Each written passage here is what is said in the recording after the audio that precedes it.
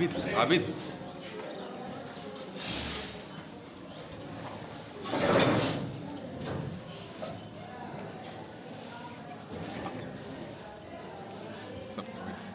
Atomic radius को आप atomic radius को क्या कहते हो?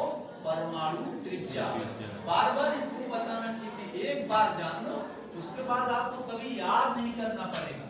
एटॉमिक रेडियस क्या है? परमाणु त्रिज्या। परमाणु त्रिज्या को आप कहते हो कि हमने उस दिन बताया था, it can be defines distance between central of atom and outermost of orbit electron is known as atomic radius। माने परमाणु त्रिज्या क्या चीज है? परमाणु के केंद्र से, मान लो ये परमाणु का केंद्र है ना, परमाणु के केंद्र से और परमाणु में उपस्थित बाहरी इलेक्ट्रॉन के बीच की दूरी को क्या कहते हो? Atomic radius. बोलो हुआ? मान लो हमारा ये परमाणु एटम ये, और एटम का सेंटर कौन है? न्यूक्लियस होता है। एटम का सेंटर कौन होता है? न्यूक्लियस। एटम का समस्त वेट किस पे निर्धारित होता है? किस पे केंद्रित होता है? न्यूक्लियस पर। इसी न्यूक्लियस और बाहरी कक्ष में उपस्थित इलेक्ट्रॉन के बीच की दूरी को क्या कह देते हो? परमाणु त्रिज्या कह देते। अब देखो कि जो मेंडलीव की पीरियाडिक टेबल थी वो किस आधार पर बनाई गई? पीरियाडिक टेबल किस आधार पर बनाई गई? बढ़ते हुए परमाणु भार के आधार पर। लेकिन मोजले ने इसको रंग करते हुए बताया कि पीरियाडिक टेबल में जो तत्वों का क्रम बनाया गया है वो परमाणु भार नहीं, परमाणु क्रमांक होना चाहिए। माने तत्वों का भौतिक और रासायनिक गुण उसके परमाणु भार के आवर्ती फलन नहीं, बल्कि परमाणु क्रमांक के आवर्ती फलन होते हैं। तो आप देखिए कि किस तरह से पीरियाडिक टेबल में दो तरह के खाने होते हैं। आवर्त सारणी में दो तरह के खाने होते हैं। एक खाना ऐसा होता है जो टॉप टू बॉटम होता है, माने ऊपर से नीचे आप आते हो, एक खाना होता है। दूसरा एक खाना ऐसा होता है जो लेफ्ट टू राइट जाते हो। तो जो टॉप टू बॉटम ऊपर से नीचे आते हो इसको क्या कहते हो? ग्रुप। क्या कहेंगे? ग्रुप। और जो लेफ्ट टू राइट जाते हैं इसको क्या बोलते हैं? ये है पीरियड। क्या है? पीरियड है। अब इसमें क्या चीज है? हमको क्या निकालना है? परमाणु त्रिज्या। हमको क्या निकालना है? परमाणु त्रिज्या। अब देखिए इनका जो ग्रुप है, वर्ग है, वर्ग में तत्वों को बढ़ते हुए परमाणु क्रमांक के आधार पर रखा गया है। अर्थात यदि हम ऐसे ऊपर से नीचे आते हैं तो परमाणु क्रमांक कंटिन्यू क्या होता है? बढ़ता चला जाता है। अब ये चीज है, परमाणु त्रिज्या क्या हुई कि केंद्र और बाहर उपस्थित इलेक्ट्रॉन के बीच की दूरी परमाणु त्रिज्या। यदि हम ग्रुप में आते हैं, वर्ग में टॉप टू बॉटम आते हैं, तो परमाणु त्रिज्या क्या होगी? नहीं बढ़ेगी बेटा। यदि हम जो है मेंडलीव के पीरियाडिक टेबल में ऊपर से नीचे आते हैं तो परमाणु त्रिज्या कंटिन्यू बढ़ती है। क्यों बढ़ती है? Number of cell increases. परमाणु में कोषों की संख्या कंटिन्यू बढ़ती जाती है। जैसे एक सिंपल आइडिया, पानी में क्या चीज है? हाइड्रोजन, लिथियम, सोडियम, पोटेशियम बोलो है। अब हाइड्रोजन का परमाणु क्रमांक बोले तो एक कक्षा होगी। लिथियम का परमाणु क्रमांक 3, कक्षा कितनी होगी? 2। ठीक। इसका परमाणु क्रमांक कितना? सोडियम का 11, कक्षा कितनी होगी? 3। पोटेशियम का परमाणु क्रमांक 19, कक्षा कितनी होगी? 4। अर्थात ये लगातार क्या होगी? देखिए परमाणु त्रिज्या बढ़ रही। पहले डिस्टेंस कहां से कहां तक थी? इतना, फिर डिस्टेंस कहाँ से इतना, फिर डिस्टेंस इतना, फिर डिस्टेंस इतना। परमाणु त्रिज्या क्या होती है? लगातार बढ़ती है। अब वेरी सिंपल आइडिया, यदि आपको तत्वों के बारे में जानकारी है तो आप किसी भी कंडीशन में आपको ऑप्शनल क्वेश्चन दिया जाता है कि किसकी परमाणु त्रिज्या बढ़ती है या बढ़ रही है या बढ़ते हुए क्रम में लिखिए या किसकी अधिक होगी, तो आप आसानी से निकाल लोगे कि जिसका परमाणु क्रमांक अधिक होगा उसकी परमाणु त्रिज्या अधिक होगी।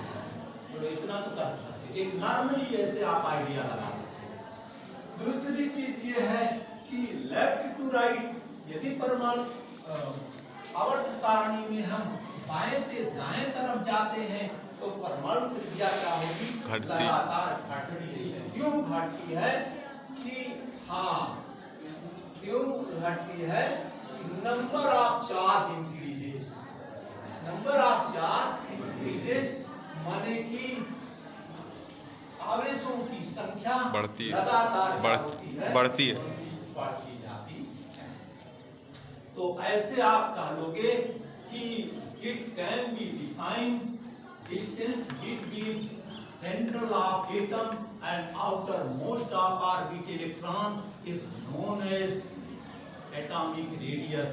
From a periodic table top to bottom, atomic radius is gradually increases due to increases of number of cells. From left to right, atomic radius gradually decreases due to increasing of number of charge. इतनी बात आपको ध्यान में रखनी है।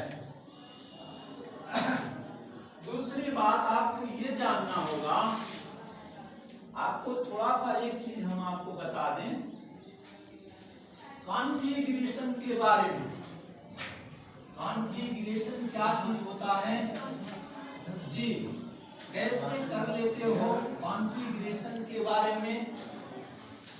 एक simple सी idea,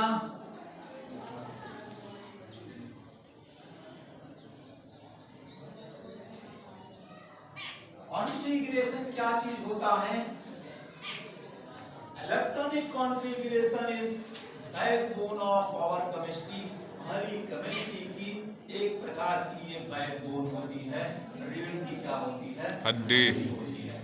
जिस तरह से हमारी body without backbone stand up नहीं कर सकती, मतलब हमारी बॉडी को बेस कौन, सहारा कौन दे रहा है? बैकबोन दे रही है।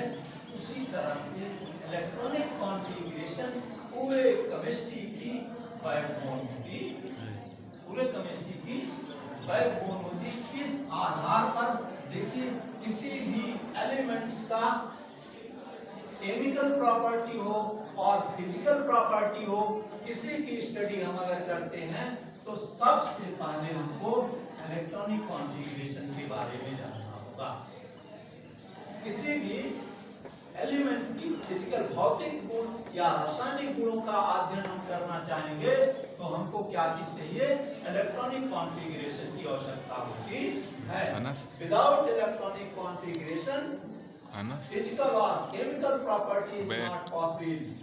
माने बिना इलेक्ट्रॉनिक कॉन्फ़िगरेशन के भौतिक और रासायनिक गुणों की गणना आप नहीं कर सकते हैं।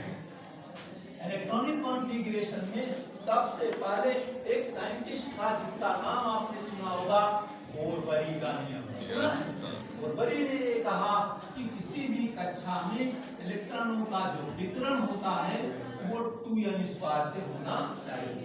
What is 2n²? 2n² क्या चीज है? 2 तो एक न्यूमेरिकल वैल्यू है, n क्या चीज है? नंबर ऑफ सेल, कोशों की संख्या है। मींस यदि पहली कक्षा है तो n की जगह 1 लिखते हुए पहली कक्षा में इलेक्ट्रॉन कितने होने चाहिए? 2 होने चाहिए। यदि दूसरी कक्षा है तो n कितना होगा? 2 होगा। 2 3 4 8 होगा। तीसरी कक्षा है तो 3 का स्क्वायर 18 होगा। चौथी कक्षा है तो 4 चौक 16 32। इस तरह से बोरबरी ने अपना इलेक्ट्रॉनिक कॉन्फ़िगरेशन दिया। सिंपल सी आइडिया हम आपको बताते हैं जैसे मान लो सोडियम है, सोडियम का परमाणु क्रमांक कितना है 11। अकॉर्डिंग बोरबरी के नियमों के आधार पर इसको कैसे आप बांटेंगे? पहली कक्षा में कितने इलेक्ट्रॉन होंगे? 2 होंगे। बोलो यहाँ देखिए पहली कक्षा में कितने होंगे? 2 होंगे। अभी आपके पास बच कितना रहा है? 9, क्योंकि 11 में से 2 घटा दो 9, बचा कितना? 9। दूसरी कक्षा में कितने इलेक्ट्रॉन होंगे? 8 होंगे। बचा कितना? 1। तीसरी कक्षा में इलेक्ट्रॉन होगा। बोलो है, अब कर लेंगे ना? अब देखिए ऐसे मान लो क्लोरीन का परमाणु क्रमांक कितना? 17। क्लोरीन का परमाणु क्रमांक कितना? 17। पहली कक्षा में कितने इलेक्ट्रॉन? 2, 8 और